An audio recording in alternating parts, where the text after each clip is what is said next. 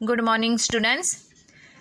9th वाले बच्चे, सिद्धि हिंदी विद्यालय के इस ऑनलाइन क्लासेस में आपका हार्दिक स्वागत है। अब बच्चों यहाँ पे हमारा पहला और दूसरा पाठ हुआ है। अब यहाँ पे तीसरा लेसन, ठीक है। इस साल अभ्यासक्रम में ये जो तीसरा लेसन हमारा है, उपभोक्तावाद की संस्कृति। क्या नाम है पाठ का? उपभोक्तावाद की संस्कृति। तो ये पाठ हमें पढ़ना है, ठीक है। अब यहाँ पे सबसे पहले तो कोई भी पाठ या कोई भी काव्य पढ़ने से पहले हम क्या करते हैं, उस कवि या लेखक का परिचय प्राप्त करते हैं। अब यहाँ पे ये जो पाठ है उपभोक्तावादी संस्कृति, ये उपभोक्तावादी संस्कृति पाठ के ये जो रचयिता है उनका नाम है श्याम चरण दुबे। आपके पास अगर किताब है तो आपकी किताब में उनका चित्र दिया गया है। आप वीडियो में भी यहाँ पे देख सकते हो। श्याम चरण दुबे, यहाँ पे आपकी किताब में उनका छोटा सा यहाँ पे चित्र दिया गया है। अब यहाँ पे सबसे पहले तो आपके पास में एक पेंसिल या पेन कुछ भी होना चाहिए, ताकि आपको उनका जन्म कौन से साल में हुआ वह और उनकी मृत्यु कौन से साल में हुई वह वाक्य के नीचे आप अंडरलाइन कर सको। अब यहाँ पे सबसे पहले देखो, श्याम चरण दुबे का जन्म कौन सी साल में हुआ वो यहाँ पे बताया गया है। श्याम चरण दुबे का जन्म सन 1922 में मध्य प्रदेश के बुंदेलखंड क्षेत्र में हुआ।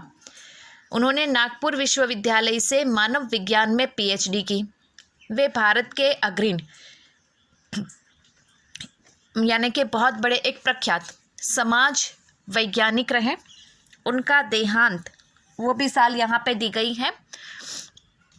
तो बच्चों यहाँ पे श्याम चरण दुबे का जन्म 1922 में कहाँ पे? मध्य प्रदेश के बुंदेलखंड क्षेत्र में हुआ, ठीक है। ये वाक्य के नीचे अंडरलाइन करना। और उनका देहांत यानी कि उनकी मृत्यु कौन सी साल में हुई वो वाक्य के नीचे अंडरलाइन करना। अब शुरुआती तौर से उन्होंने ये जो पढ़ाई की वो नागपुर विश्वविद्यालय से पढ़ाई की। इतना ही नहीं, उन्होंने मानव विज्ञान के क्षेत्र में, ये एक सब्जेक्ट है तो मतलब इस क्षेत्र में, ये फील्ड में उन्होंने पीएचडी की।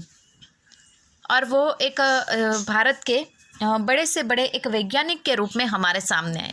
तो मतलब ऐसा नहीं है कि बच्चों कि ये साहित्यकार सिर्फ पाठ कविता ही लिखते थे, वो एक वैज्ञानिक थे। खोज करना भी उनके जीवन का एक मकसद रहा।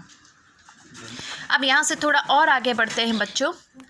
मानव और संस्कृति, परंपरा और इतिहास बोध, संस्कृति तथा शिक्षा, समाज और भविष्य, भारतीय ग्राम, संक्रमण की पीड़ा, विकास का समाजशास्त्र, समय और संस्कृति, हिंदी में उनकी प्रमुख पुस्तकें हैं।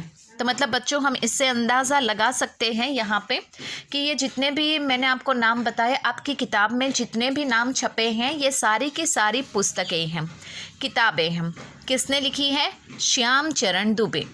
जिस साहित्यकार की रचना हम पढ़ने वाले हैं, पाठ पढ़ने वाले हैं, वो साहित्यकार ने यहाँ पे ये सारी की सारी किताबें लिखी हैं। प्रोफेसर दुबे ने विभिन्न विश्वविद्यालय में अध्यापन किया तथा अनेक संस्थानों में प्रमुख पद पर रहे। मतलब बच्चों ये है कि ये जो प्रोफेसर है, ये जो श्याम चरण दुबे हैं, साहित्यकार लेखक जो है, उन्होंने पीएचडी की। इसके लिए उनके नाम के आगे ये प्रोफेसर जुड़ता है। तो हम कह सकते हैं कि ये प्रोफेसर दुबे जो है, उन्होंने विभिन्न विश्वविद्यालयों में मतलब कार्य किया और प्रमुख संस्थाओं में वो मतलब अच्छी बड़ी सी संस्थाओं में, शैक्षणिक संस्थाओं में वो एक ऊंचे पद पर भी रहे। जीवन, समाज और संस्कृति के ज्वलंत विषयों पर अनेक विश्लेषण एवं स्थापनाएं उल्लेखनीय हैं। मतलब कहने का तात्पर्य ये है बच्चों यहाँ पे कि उनका ऐसा मानना है कि इंसान का जीवन, इंसान जिस समाज में रहता है वह, इंसान जिस संस्कृति को अपनाता है वह, तो उसके ऊपर भी वास्तविक रूप से कुछ न कुछ लिखा जाना चाहिए। कोई विश्लेषण होना चाहिए ताकि पढ़ने वाला जो समाज है, एक पढ़ने वाला जो एक बहुत बड़ा वर्ग है, उनकी आंखें खुले, उनको समझ में आए कि हमारा जीवन मनुष्य का ऐसा होता है, हमारा समाज जो होता है वो दरअसल इस प्रकार का होता है, हमारी संस्कृति जिसके साथ हम जुड़े हैं वो संस्कृति वास्तविक रूप से ऐसे प्रकार की है। भारत की जनजातियों और ग्रामीण समुदाय पर केंद्रित उनके लेखों ने समुदाय का ध्यान आकर्षित किया। मतलब ये वाक्य में ये बताया गया है बच्चों कि भारत के जो रहने वाले जो लोग हैं, जो जनजातियां हैं, अर्थात जो ग्रामीण समुदाय यानी गांव में रहने वाले एक बड़ा सा समुदाय, जो ग्रामीण लोग हैं, गांव के लोग हैं, उनको भी ध्यान में रखकर उन्होंने ऐसे बहुत सारे लेखों का निर्माण किया। मतलब भारत में रहने वाले लोग और भारत में जो गाँव में रहने वाले लोग, उनको ध्यान में रखकर उन्होंने बहुत सारे पाठों का निर्माण किया। और ये पाठ पढ़ने से ग्रामीण लोग या फिर जो शहरी लोग होते हैं, भारत के जनजीवन होते हैं, वो उनकी कृति यानी कि उनके पाठ की ओर आकर्षित हो। वे जटिल विचारों को तार्किक विश्लेषण के साथ सहज भाषा में प्रस्तुत करते हैं। जटिल यानी कठिन, तार्किक यानी जिसको हम अंग्रेजी में कहते हैं लॉजिक। तो यहाँ पे उन्होंने बड़े से बड़े कठिन विचार को भी यहाँ पे हमें तार्किक रूप में विश्लेषण यानी समझना, अवलोकन करना। तो हम बड़े से बड़े कोई जटिल से जटिल कोई कठिन से कठिन विचार हो, उसके ऊपर भी हम अपने विचार शक्ति से विमर्श करें और उसको एक सीधी और सरल भाषा में प्रस्तुत करें, ऐसा भी उन्होंने किया। मतलब उन्होंने ये कोशिश की है अपने पाठ में कि कोई बड़े से बड़े ऐसे कई कठिन विचार हो, उसको लॉजिकली रूप में अर्थात तार्किक रूप में सीधी और सहज भाषा में बच्चों हमारी समझ में आ जाए, ऐसा भी उन्होंने प्रयास किया है। अब बच्चों यहाँ तक तो हमने देखा कि ये जो श्याम चरण दुबे हैं, उनके जो सोच है वो किस प्रकार के इंसान हैं। सबसे पहले तो याद रखने वाली बात कि वो एक साहित्यकार मतलब एक लेखक होने के साथ साथ वो एक वैज्ञानिक भी हैं। अब बच्चों ये पाठ का यहाँ पे हम आज ही भावार्थ पढ़ लेते हैं, ठीक है। यहाँ नीचे देखो बताया गया है, थोड़ा सा भावार्थ उसकी चर्चा भी हम करते हैं। उपभोक्तावाद संस्कृति निबंध बाजार की गिरफ्त में आ रहे समाज की वास्तविकता को प्रस्तुत करता है। अब बच्चों एक बात मैं आपको बता दूं, सबसे पहले तो ये जो पाठ है हमारा, ध्यान दीजिएगा, उपभोक्तावाद की संस्कृति, ध्यान दीजिएगा बच्चों, ये पाठ हमारा उपभोक्तावाद की संस्कृति, उसका साहित्य प्रकार है निबंध। लिख लीजिएगा, उपभोक्तावादी संस्कृति पाठ का साहित्य प्रकार है निबंध। इसमें लेखक ने हमें बताया है कि इंसान जो होता है वो क्या ज़्यादातर बाज़ार की गिरफ्त में आ जाता है। सही बात है, क्योंकि हम लोग बाज़ार में जाते हैं और बाज़ार की जो चकाचौंध होती है, जो उजाला होता है, जो चीज़ें होती है, वो हमें आकर्षित करती है अपनी ओर। लेखक का मानना है कि हम विज्ञापन की चमक दमक के कारण वस्तु के पीछे भाग रहे हैं। बिल्कुल सही बात। लेखक ने इस पाठ में हमें क्या समझाया है कि हम लोग क्या करते हैं, रेडियो के ऊपर, अर्थात आजकल तो टीवी का ज़माना है, तो टीवी के ऊपर हम कोई एडवर्टाइजमेंट देखते हैं और उस एडवर्टाइजमेंट में जो भी प्रोडक्ट दिखाई जाती है वो हमें अच्छी लगती है और हम उस प्रोडक्ट के प्रति आकर्षित होकर बाज़ार में जाते हैं और उस वस्तु को खरीदने के लिए विवश हो जाते हैं। अर्थात हमारे मन में उस वस्तु को खरीदने के लिए इच्छा हो जाती है, हमारी निगाह गुणवत्ता पर नहीं है। बिल्कुल सही कहा लेखक ने। यहाँ पे हम लोग क्या करते हैं बच्चों, कभी कभी वस्तु की गुणवत्ता, उच्च क्वालिटी की अच्छी वस्तु है कि नहीं वो नहीं देखते हम, सिर्फ हाँ हमको पसंद है, अच्छी लगी और हम उसको ख़रीद लेते हैं, जबकि वो गलत है। हमें उसकी क्वालिटी भी कैसी है, अच्छी गुणवत्ता की है कि नहीं, वो भी हमें देखना चाहिए।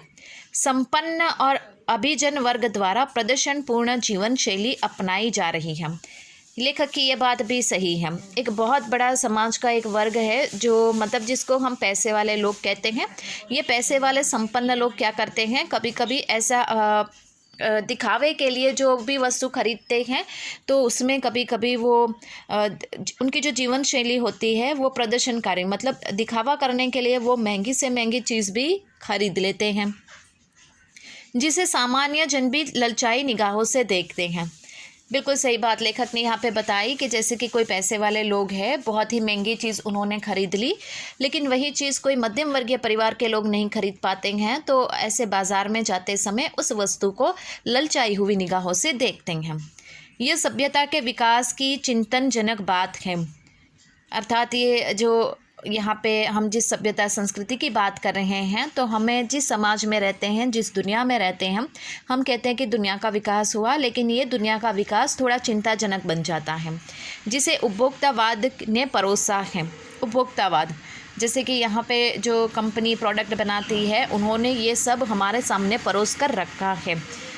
लेखक की यह बात महत्वपूर्ण है कि जैसे जैसे ये दिखावे की संस्कृति फैलेगी, सामाजिक अशांति और विषमता भी बढ़ेगी। लेखक ने अंत में, पाठ के अंत में बहुत अच्छी बात बताई हम कि जैसे जैसे ये दिखावा, झूठा दिखावा, चमक दमक, रैपर, ये प्रोडक्ट, ये सब ऐसे सब बढ़ेगा तो उससे क्या होगा, समाज में अर्थात दुनिया में एक प्रकार की अशांति भी बढ़ेगी और एक विषमता भी आएगी। जैसे कि भाई प्रोडक्ट के बीच में हम लोग कभी कभी जैसे हम अपना समय भी बर्बाद करते हैं और वस्तु कभी नहीं खरीदते हैं। कभी ऐसा भी होता है कि महंगी से महंगी वस्तु ऐसे ही खरीद के ले आते हैं। कभी कभी ऐसा भी होता है कि 2-3 एक ही वस्तु हमारे पास पड़ी है, फिर भी ना ज़रूरत होने पर भी हम उसको उठाकर लेकर आते हैं, तो उससे पैसे भी हमारे खर्च होते हैं यहाँ पे। तो उसके ऊपर बच्चों ये पाठ है। तो बच्चों आज का ये जो हमारा लेसन है वो इसी बाज़ार के ऊपर है, जो बहुत अच्छा है। तो आज हम यहाँ पे रुकते हैं बच्चों। आने वाले नेक्स्ट वीडियो से हम क्या करेंगे, पाठ को पढ़ेंगे और थोड़ा थोड़ा समझेंगे। तब तक के लिए यहाँ पे रुकते हैं। Thank you.